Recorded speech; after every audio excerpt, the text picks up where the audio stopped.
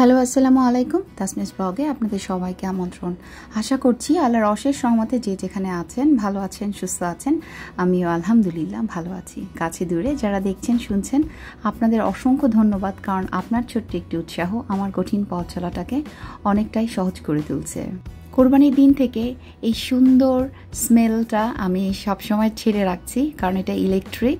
এখানে কয়েকটা কয়লা দিলেই এটা জ্বলতে থাকে এবং চারপাশে সুগন্ধি ছড়াতে থাকে, তো এর জন্য এটা আমি ছেড়ে রেখেছি। আর এটা আমাকে গিফট করেছিল আমার ননদ, যে হজে গিয়েছিল, হজের থেকেই নিয়ে এসেছিল এটা। আর আজকে ভিডিওটা মূলত আমি সাজিয়েছি বাচ্চাদের নিয়ে ঈদের পরে কোথায় ঘুরতে গেলাম, এবং যেখানে ঘুরতে গেলাম সেখানে ডিটেলসটা আজকে ভিডিওতে বলে দেওয়ার চেষ্টা করব। তার আগে আমি কিছু জিনিস দেখাবো।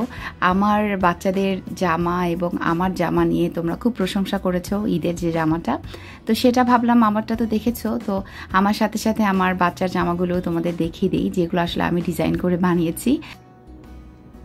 আমার মতো করে আনায়ার জন্য সেম এই ড্রেসটা আমি বানিয়েছি, কারণ আমি চেয়েছিলাম আমার মতো একটা সেম ড্রেসও পরুক।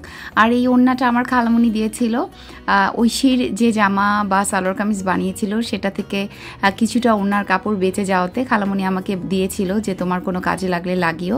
তো আমি আনায়ার ওড়না হিসেবে এটা ব্যবহার করেছি। পাশে অবশ্য লেস ব্যবহার করেছি। আর এই হাতাটা আমি 3/4 দিয়েছি, আনায়ার হাতাটা। আর হাতার একদম শেষ মাথায় আমি একটু পাইপিং করে দিতে বলেছিলাম গোল্ডেন কালারের, যেটা আসলে বুকে ছিল, তাহলে দেখতে ভালো লাগবে, আমার মতো একদম ম্যাচিং লাগবে। ওড়নাটা আনায়ার আমার মতো ম্যাচিং করতে পারিনি, তবে অনেকটাই ম্যাচিং লেগেছে। আর এই কাজটা তো আমি করেছি, তোমাদের দেখিয়েছি। আমার হাতায় যে কাজটা ছিল সেটাই আমি ওর বুকে লাগিয়ে দিয়েছি। এটা এমব্রয়ডারি করে চারপাশে লাগিয়ে দিয়েছে। আর কাপড়টা ছিল লিলেন কাপড়ের, যাতে আমি সবসময় চেষ্টা করি বাচ্চা যাতে আরাম পায়। একটু বড় হলে আমি সিনথেটিক কাপড় পরাবো, বাট এখন ওরকম সিনথেটিক কাপড় ওকে পরানো হয় না, টুকটাক গর্জিয়াস ড্রেস ছাড়া। আর এই অফ হোয়াইট ড্রেসটা কটন দিয়ে বানিয়েছি, মানে সালোয়ার আর কামিজটা একই কাপড়। আর এই লেসটা অনেক সুন্দর ছিল, কুশি কাটার একটা লেস, সিঁড়ি লেস, দুটো দিয়ে আমি নিচের বর্ডারটা বা দামান পোষণটা করেছি। আর এখানে আমি আসলে একটা ছোট্ট পার্লের মতো বাটন দিতে বলেছি, যাতে দেখতে একটু কিউট লাগে। আর এটা বল প্রিন্ট দিয়ে করেছি, বল প্রিন্টের উপরে একটু লেস লাগিয়ে দিয়েছি। আর সালোয়ারের কাপড়টা এটা নিয়েছি, দেখতে খুবই ভালো লাগছিল দুটোর কম্বিনেশন। দুটো যদি একই রকম নিতাম, বল প্রিন্টটা খুব চোখে লাগে, দেখতে খুব একটা ভালো লাগতো বলে আমার মনে হয়নি। আর এই তো আমার বাচ্চার ড্রেসগুলো মোটামুটি দেখিয়ে দিলাম। এই 3টা ড্রেসই আমি আমার ডিজাইন করে বানিয়েছিলাম। আজকে আমরা ঘুরতে গিয়েছিলাম উত্তরাতে নতুন একটা শপিং মল ওপেন হয়েছে, যেটার নাম ছিল সেন্টার পয়েন্ট, যেটা উত্তরাতে অবস্থিত।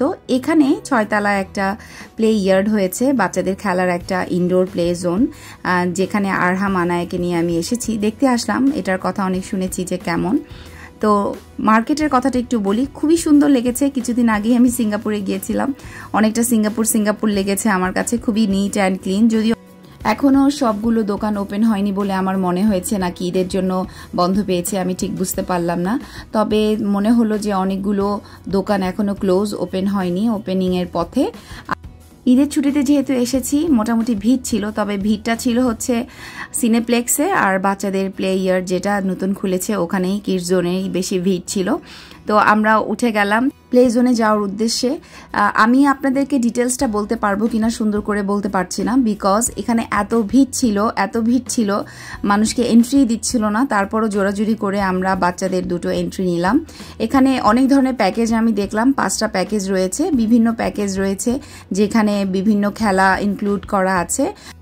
আর এই প্লে জোনটা বা ইনডোর প্লে জোনটা কিন্তু বাংলাদেশের সবচেয়ে বড় ইনডোর প্লে জোন হিসেবে এখন পর্যন্ত পরিচিত রয়েছে। আর এই বড় ইনডোর প্লে জোনটাতে কিন্তু ছোটদের সাথে বড়দেরও অনেক ধরনের খেলা আছে, যেগুলো ওই প্যাকেজের মধ্যেই আপনারা পেয়ে যাবেন। আমি সম্ভবত পাওয়ার কিডসটা নিয়েছিলাম। পাওয়ার কিডস যে প্যাকেজটা ছিল সেটা আমার কাছ থেকে সম্ভবত 1200 টাকা নিয়েছিল 2 জনের, সাথে প্যারেন্টস এন্ট্রি ফ্রি ছিল। আর এই প্যাকেজটার সাথে basketball, 10 throw, air hockey, table সকারটা ফ্রি ছিল, যেটা আপনি চাইলে খেলতে পারেন, এবং সেগুলোর টাইম লিমিট আছে। যদি ভিড় কম হয় সেক্ষেত্রে কয়েকবার খেলতে পারেন বলে আমাকে ওখান থেকে জানানো হয়েছিল। তবে এত ভিড় ছিল যে বাচ্চারা আসলে লাইন ধরে দাঁড়িয়েছিল এক একটা জায়গায় খেলার জন্য। আর এই যে বার্কিং বুলে খেলার জন্য বাচ্চারা খুব অস্থির হয়ে আছে, কিন্তু আমার কাছে মনে হয়েছিল সব এইজের বাচ্চারা এটা খেলতে পারবে না, কারণ এখান থেকে যেভাবে থ্রো করে আরহাম বা আনায়া পড়ে গিয়ে ব্যথা পেতে পারে। আরহাম একটু বায়না ধরেছিল খেলার জন্য, কিন্তু ওকে আমি খেলতে দেইনি। আর এখানে আপনি যদি প্যাকেজের আওতায় না আসতে চান, আপনার ইচ্ছা আপনি প্যাকেজের আওতায় না থেকে ইন্ডিভিজুয়াল কিছু গেম পিক করতে পারেন। সেক্ষেত্রে আপনার ঈদের দিন যেহেতু আমাদের কাছ থেকে একটু বেশি দাম ছিল, 500 থেকে 600 টাকা চেয়েছিল, তো আপনি ইন্ডিভিজুয়াল গেমের ভিতরে ঢুকলে সেটা প্যাকেজের আওতায় নাও হতে পারে, সেটা প্যাকেজ থেকে বের হয়ে আপনি অন্য কোনো খেলা বাচ্চাদেরকে নিয়ে খেলতে পারেন।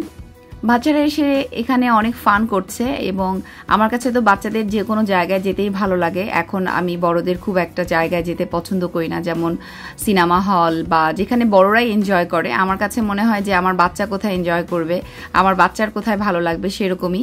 তো মা হয়ে গেলে মনে হয় সবারই এরকম চিন্তা যে আমার বাচ্চা কোথায় বেশি স্বাচ্ছন্দ্য বোধ করবে, কোথায় গেলে একটু খেলতে পারবে, ভালো একটা পরিবেশ পাবে, এটা মনে হয় সব প্যারেন্টসরাই এখন চিন্তা করে। এখানে অনেক প্যারেন্টসরা এসে ছিল, সিকিউরিটি সিস্টেমটা খুবই ভালো ছিল, এসিটাও ভালো ছিল।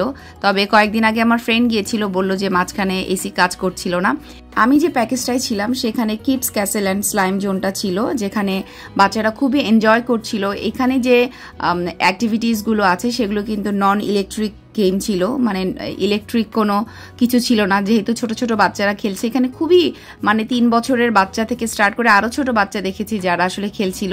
তবে আমার এখানে পর্যাপ্ত মানে সিস্টার বা ব্রাদার ছিল না যারা বাচ্চাদেরকে হেল্প করবে, মাত্র 2 জন ছিল আর প্রচুর বাচ্চা ছিল। অনেক বাচ্চাদের ভিড়ে কেউ ব্যথা পাচ্ছিল, কেউ কান্নাকাটি করছিল। তো আমার কাছে মনে হয়েছিল এখানে ব্রাদার সিস্টার আরও বাড়িয়ে দেওয়া উচিত ছিল, যেহেতু বাচ্চারা খুব ইনসিকিউরিটি ফিল করে মা বাবা ছাড়া ছোট ছোট বাচ্চারা ঢুকে। তো সেই দিকে আমার মনে হয় কর্তৃপক্ষ আরও বেশি দৃষ্টি দিবে। আর হতে পারে এটা ঈদের জন্য বেশি প্রেশার ছিল, যে কারণে এখানে একটু সিস্টার ব্রাদার কম ছিল। আমার তো খুবই ভাল লাগে স্লাইডার।